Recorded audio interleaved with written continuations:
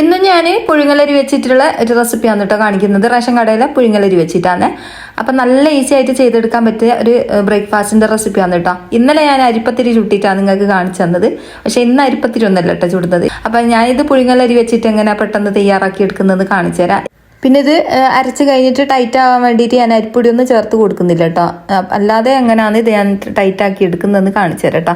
അപ്പം ദാ ഞാനിതാ പുഴുങ്ങലരിയിലേക്ക് കുറച്ച് വെള്ളം ഒഴിച്ച് കൊടുത്തിട്ടുണ്ട്. പാകത്തിനുള്ള ഉപ്പും കൂടി ചേർത്ത് കൊടുത്തിട്ടൊന്ന് നല്ലോണം തന്നെ അരച്ചെടുക്കുക. നല്ലോണം തന്നെ അരച്ചെടുത്താൽ പക്ഷേ കുറച്ച് തരി വേണം കേട്ടോ. അധികം നല്ല പേസ്റ്റ് പോലെ ആയിപ്പോണ്ട, കുറച്ച് തരി നിന്നോട്ടെ കേട്ടോ. അപ്പോൾ ഇതാ മുഴുവനായിട്ട് ഇട്ട് കൊടുത്തിട്ട് നമുക്കിത് അരച്ചെടുക്കാം. എന്നിട്ട് ഈ ഒരു പാത്രത്തിലേക്കാണ് കേട്ടോ ഒഴിച്ച് വെച്ചത്. പിന്നെ ഞാൻ അതിൻ്റെ ഇടയിൽ കൂടി ഞാൻ ചോറിനുള്ള വെള്ളം വെച്ചിന് കേട്ടോ.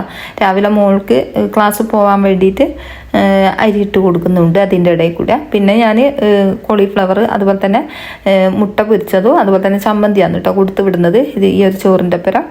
കറികളൊന്നും ഓള് കൂട്ടുകയല്ല കേട്ടോ. പിന്നെ ഇതാ നമ്മൾ ഈ ഒരു അരിമാവ് അടുപ്പിലേക്ക് വെച്ച് കൊടുത്തിട്ടുണ്ട്. എന്നിട്ട് ഇത് ഇതേപോലെ ഒന്ന് കൈവെക്കാണ്ട് ഇളക്കി കൊടുക്കട്ടോ. അപ്പോൾ നല്ലോണം തന്നെ ടൈറ്റ് ആയിട്ട് വരും. പിന്നെ വേവില്ലാത്ത അരി ഉണ്ടാവുമല്ലോ റേഷൻ കടയിൽ നിന്ന് കിട്ടുന്ന, അതിനെ കൊണ്ട് ചെയ്താൽ പറ്റിപ്പിടിക്കും കേട്ടോ. അതിനെ കൊണ്ട് അധികം ചെയ്യാണ്ട് നിൽക്കുന്നതായിരിക്കും ഒന്നും കൂടി നല്ലത്. കുറച്ച് വേവുള്ള അരിയൊക്കെ ആകുമ്പോൾ ഇതേപോലെ ചെയ്തെടുത്താൽ അടിപൊളിയായിട്ട് തന്നെ നമുക്ക് ചെയ്തെടുക്കാൻ പറ്റുക. പിന്നെ പൊന്നിയരി കൊണ്ട് ചെയ്തെടുക്കട്ടോ. പിന്നെ ഇതാ കൈവക്കാണ്ട് ഞാൻ ഇളക്കി കൊടുക്കുന്നുണ്ട്. കൈവക്കാണ്ട് ഇളക്കി കൊടുക്കണം എന്ന് പറഞ്ഞത് അടിയിൽ പോയാൽ പിന്നെ നമുക്ക് ഇത് ചെയ്തെടുത്താൽ കറക്റ്റായിട്ട് കിട്ടില്ല കേട്ടോ. പിന്നെ നമ്മളെ വീഡിയോ കാണുന്ന ഒരു വീഡിയോക്ക് മറന്നു പോകാണ്ട് ഒരു ലൈക്ക് അടിച്ചേക്കണേ, കമൻറ്റ് ഇടണേ, എന്തെങ്കിലും ഒരു ഹാർട്ടോ സ്മൈലോ എന്തെങ്കിലും ഒരു കമൻറ്റ് ഇടണേ. കാരണം എന്താണെന്ന് വെച്ചാൽ യൂട്യൂബ് പുഷ് ചെയ്തിട്ട് കൊണ്ടുപോകണമെങ്കിൽ നമ്മളെ വീഡിയോക്ക് കമൻറ്റോ ലൈക്കോ ഒക്കെ വരണം കേട്ടോ. എന്നാലാണ് യൂട്യൂബ് പുഷ് ചെയ്തിട്ട് പോവുക. അധികം ആൾക്കാരും കമൻറ്റ് ചെയ്യാണ്ടും അതുപോലെ തന്നെ ലൈക്ക് അടിക്കാണ്ടും വന്നിട്ടോ വീഡിയോ കാണുന്നത്. അതുകൊണ്ട് പറഞ്ഞതാണ്, മറന്നു പോകുന്നതായിരിക്കും. അപ്പോൾ ഇതാ ഞാൻ ഇതേപോലെ ഒന്ന് നല്ലോണം തന്നെ ഇളക്കി കൊടുക്കുന്നുണ്ട്.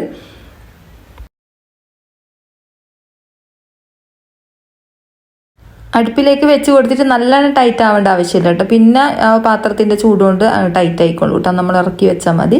അപ്പോൾ അതാ ഞാൻ ഇതേപോലെ നല്ലോണം തന്നെ അവിടെ വെച്ചിട്ട് ഇളക്കി കൊടുക്കുന്നുണ്ട്. അടിയിൽ പോകാണ്ട് ശ്രദ്ധിക്കണേ. എന്നിട്ട് വേറൊരു പാത്രത്തിലേക്ക് മാറ്റി കൊടുത്താൽ മതി കേട്ടോ, അല്ലെങ്കിൽ നല്ലോണം ടൈറ്റ് ആയി പോകും. പിന്നെ നമുക്ക് ഉരുട്ടിയെടുക്കാനൊക്കെ കറക്റ്റായിട്ട് കിട്ടിയല്ലേ.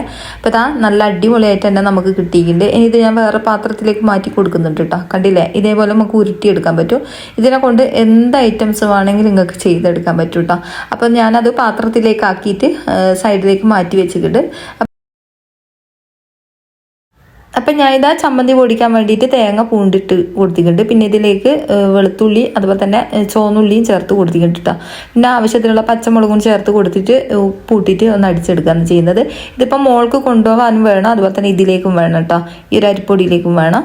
അപ്പോൾ ഇത് ഞാനൊരു സൈഡിലേക്ക് മാറ്റി വെച്ചിട്ടുണ്ട്. അപ്പോൾ ഇതാ നമ്മളെ അരി മാവ് അടിപൊളിയായിട്ട് തന്നെ കിട്ടിയിട്ടുണ്ട്. ഇതേപോലെ കിട്ടും കേട്ടോ, നല്ല അടിപൊളിയായിട്ട് തന്നെ നമുക്ക് ഉരുട്ടിയെടുത്തിട്ട് എന്ത് വേണമെങ്കിലും ചെയ്തെടുക്കാൻ പറ്റും കേട്ടോ ഇതിനെ കൊണ്ട്. അപ്പോൾ നല്ല സോഫ്റ്റാണ്, അപ്പോൾ തന്നെ ചെറിങ്ങനെ തരിയുണ്ട് കേട്ടോ, കുഴപ്പമില്ല.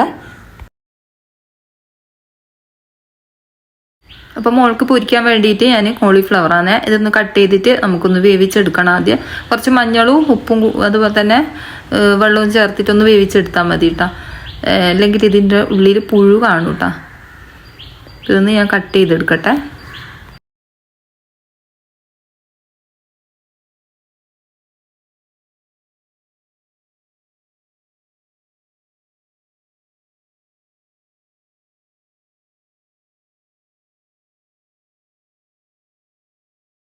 കോളിഫ്ലവർ ഞാൻ കട്ട് ചെയ്തിട്ട് വേവിക്കാൻ വെച്ചിട്ടുണ്ട്. കുറച്ച് മഞ്ഞൾ പൊടി അതുപോലെ തന്നെ ഉപ്പ് കുറച്ച് വെള്ളം ഒഴിച്ച് കൊടുത്തിട്ട് അതൊന്ന് വേവിക്കാൻ വെച്ചിട്ടുണ്ട് കേട്ടോ. ഇനി ഇതാ കുറച്ച് വെള്ളം വെച്ച് കൊടുത്തിട്ട് നമ്മൾ ഈ ഒരു അരിമാവിലെ കുറേശ്ശെ എടുത്തിട്ട് ഇതേപോലെ ഞാൻ ഉരുട്ടിയിട്ട് കൊടുക്കുന്നുണ്ട് കേട്ടോ. നല്ല തിളച്ച വെള്ളത്തിലേക്കാണ് കേട്ടോ ഉരുട്ടിയിട്ട് കൊടുക്കാൻ പാടുള്ളൂ, അല്ലെങ്കിൽ കലങ്ങിപ്പോവും. അപ്പോൾ അതാ ഓരോന്ന് നമുക്ക് ഇതേപോലെ ഒന്ന് ഉരുട്ടിയിട്ട് കൊടുക്കാം. മുഴുവനായിട്ട് ഇട്ട് കൊടുക്കാം കേട്ടോ. ഇതേപോലെ നിങ്ങൾക്ക് ഏത് ഷേപ്പിൽ വേണമെങ്കിലും ചെയ്തെടുക്കാം.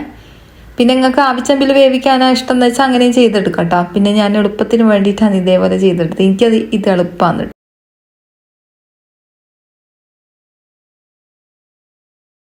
വേവുന്ന നേരം കൊണ്ട് കോളിഫ്ലവർ ഒന്ന് പെരക്കിയെടുക്കാം. ഞാൻ സാധാരണ മീനൊക്കെ പൊരിക്കുന്നില്ല അതുപോലെ തന്നെ. പിന്നെ അതിൽ നമ്മൾ പൊടിച്ച ഗരം മസാലപ്പൊടി ഇല്ല, അത് ചേർത്ത് കൊടുക്കുന്നുണ്ട് എന്നാളൂ കേട്ടോ. ഗരം മസാലപ്പൊടി ആർക്കും വേണമെങ്കിൽ നമ്പറിൽ കോൺടാക്ട് ചെയ്താൽ ഞാൻ ഇതിൽ നമ്പർ കൊടുക്കട്ടോ.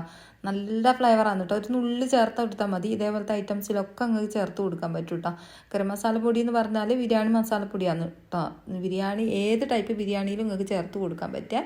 അപ്പോൾ ഇതിലേക്ക് പാകത്തിലുള്ള ഉപ്പും കൂടി ചേർത്ത് കൊടുത്തിട്ട് നല്ലോണം തന്നെ ഇതേപോലെ ഒന്ന് കൈവച്ചിട്ട് കുഴച്ചെടുക്കുന്നുണ്ട്. എന്നിട്ട് അതൊന്ന് ഫ്രൈ ആക്കാൻ വെച്ചിട്ടുണ്ട് കേട്ടോ. അപ്പോഴേക്കും നമ്മളെ ഈ ഒരു കൊഴുക്കട്ട നല്ലോണം വെന്ത് കിട്ടിയിട്ടുണ്ട്. അപ്പോൾ അതാ ഇടയിൽ ഞാൻ മുട്ടയും പൊരിച്ചെടുക്കുന്നുണ്ട്. മുട്ട പൊരിക്കുന്ന വീഡിയോസ് ഞാൻ കാണിക്കുന്നില്ല, അത് പിന്നെ എല്ലാവർക്കും അറിയാമല്ലോ. അപ്പോൾ ഇതാ 2 മുട്ട മതി എന്ന് പറഞ്ഞിട്ട് അങ്ങനെ ഞാൻ പൊരിച്ചെടുക്കുന്നുണ്ട്.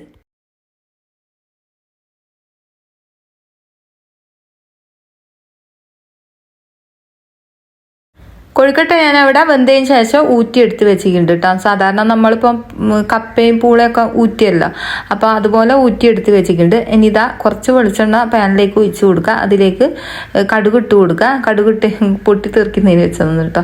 കടുകിട്ട് പൊട്ടിയതിന് ശേഷം ഇതിലേക്ക് നമ്മളെ ചമ്മന്തിയിലെ അതിട്ട് കൊടുക്കുക. എന്നിട്ട് നല്ലോണം തന്നെ അതിൻ്റെ പച്ച ചൊയ വിടുന്നത് വരെ ഒന്ന് ഇളക്കി കൊടുത്താൽ മതി. കുറച്ച് നേരം ഒന്ന് ഇളക്കി കൊടുത്താൽ മതി കേട്ടോ.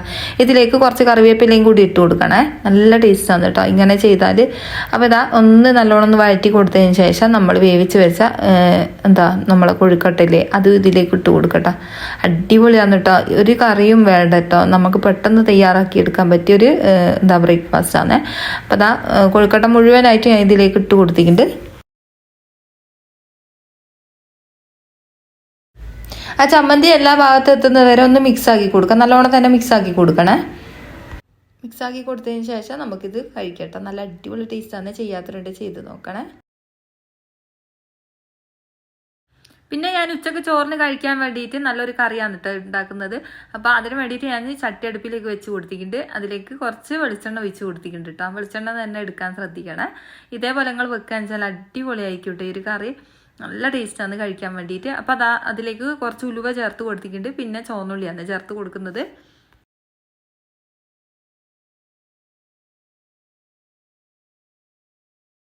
കുറച്ച് പഴകിയ ചട്ടിയായിരുന്നു കേട്ടോ, അതുകൊണ്ടാണ് അങ്ങനെ കാളുന്ന പുക വരുന്നത്.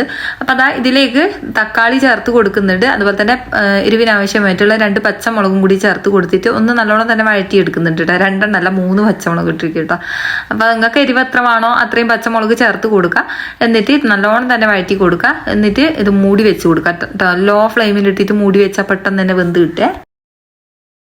അത് അവിടുന്ന് വേവുന്ന നേരം കൊണ്ട് നമുക്ക് തേങ്ങ ഒന്ന് അരച്ചെടുക്കാം. ഞാനിവിടെ പൂണ്ടിയിട്ടാണ് ഇട്ടത്.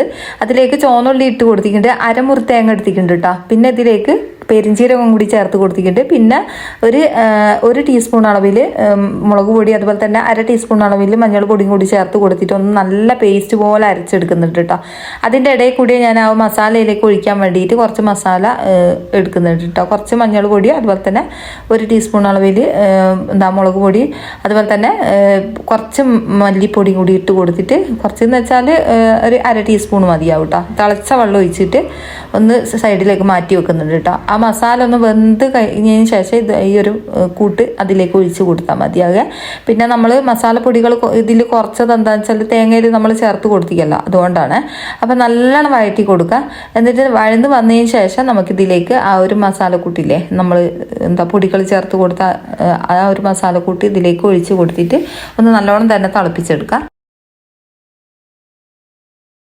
ഇതിലേക്ക് ഒരു നെല്ലിക്കൻ്റെ വലിപ്പത്തിൻ്റെ അത്ര വേണ്ട, അതിൻ്റെ പകുതി മതി കേട്ടോ. കുറച്ച് പുളി ഇട്ട് കൊടുക്കുക. എന്നിട്ട് പാകത്തിലുള്ള ഉപ്പും കൂടി ചേർത്ത് കൊടുത്തതിന് ശേഷം നമുക്കിത് നല്ലോണം തിളപ്പിക്കാൻ വെക്കാം. നിങ്ങളെ നാട്ടിൽ ഈ ഒരു മീനിൻ്റെ പേരൊന്ന് പറയണേ. എൻ്റെ നാട്ടിൽ പറയുക നെത്തലാന്നാണ് കേട്ടോ. കറുത്ത നെത്തലാന്ന് പറയും. വെള്ള നെത്തലുണ്ട്, കറുത്ത നെത്തലുണ്ട് കേട്ടോ. അപ്പോൾ ഇതിൻ്റെ പകുതി ഭാഗം ഇതിലേക്ക് ഇട്ട് കൊടുക്കുന്നുണ്ട്. മുഴുവനായിട്ടും വേണ്ട കേട്ടോ, കുറച്ച് മതി. ഒരു മുങ്ങി നിൽക്കാനുള്ള പാകത്തിന് മീൻ മതി കേട്ടോ, കൂടുതൽ വേണ്ടേ. ഇനി അതൊന്ന് നല്ലോണം തിളച്ച് വന്നതിന് ശേഷം നമുക്കിതിലേക്ക് തേങ്ങ ചേർത്ത് കൊടുക്കാം. അധികം വേവില്ലാത്ത മീനാണ് കേട്ടോ, അതുകൊണ്ട് തന്നെ പെട്ടെന്ന് തന്നെ തേങ്ങ ചേർത്ത് കൊടുക്കാൻ ശ്രദ്ധിക്കണേ. തേങ്ങ ചേർത്ത് കൊടുത്ത് അധികം തിളയ്ക്കാൻ വെക്കണ്ട. കുറച്ചൊന്ന് തിളച്ചതിന് ശേഷം പെട്ടെന്ന് നമുക്ക് ഇതിലേക്ക് കറിവേപ്പില ചേർത്ത് കൊടുത്ത് ഫ്ലെയിം ഓഫ് ആക്കട്ടെ. ഫ്ലെയിം ഓഫ് ആക്കിയില്ലേ പെട്ടെന്ന് മീൻ കലങ്ങി പോവുക, അല്ലെങ്കിൽ കറിക്ക് ടേസ്റ്റ് ഉണ്ടാവില്ല കേട്ടോ കുറേ നേരം ഇങ്ങനെ തേങ്ങ തിളച്ച് കഴിഞ്ഞാൽ. അപ്പോൾ ഇതേപോലെ ഒന്ന് തിളച്ചതിന് ശേഷം ഞാൻ മറ്റേ സൈഡിലേക്ക് മാറ്റി വെച്ചിട്ടുണ്ട് കേട്ടോ. അല്ലെങ്കിൽ അതിൻ്റെ ആ ചൂടുകൊണ്ട് ഇങ്ങനെ തിളച്ചുകൊണ്ടിരിക്കും കേട്ടോ. അപ്പോൾ ഇത്രയേ ഉള്ളൂ ഈ ഒരു കറിൻ്റെ റെസിപ്പി കേട്ടോ. നല്ല ടേസ്റ്റാണ് കഴിക്കാൻ വേണ്ടിയിട്ട്. അപ്പോൾ ചെയ്യാത്തവരുണ്ട് ചെയ്ത് നോക്കും കേട്ടോ.